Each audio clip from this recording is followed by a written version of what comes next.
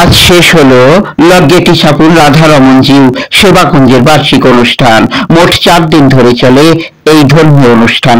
শ্রীমৎ কৃষ্ণদাস গোস্বামীর গৃহ মন্দিরে প্রতি বছর ধুমধামের সঙ্গে পালিত হয় এই বার্ষিক অনুষ্ঠান। আজকের অনুষ্ঠান সূচিতে ছিল প্রথম পর্বে গুরুবন্দনা, লীলা কীর্তন ও ভোগ আরতি কীর্তন। লীলা কীর্তন পরিবেশন করেন স্বনামধন্য কীর্তন সম্রাজ্ঞী শ্রীমতী কুমারী কৃষ্ণা বিশ্বাস। ভোগ আরতি কীর্তন পরিবেশন করেন শ্রীমৎ কৃষ্ণদাস গোস্বামী। শত শত ভক্ত সমাগমে অনুষ্ঠান হয়ে ওঠে প্রাণবন্ত। চ্যানেল আনন্দে দেখুন সেই ভিডিও চিত্র। দেখা যায় আরো উন্নত আরো জনপ্রিয় চ্যানেল।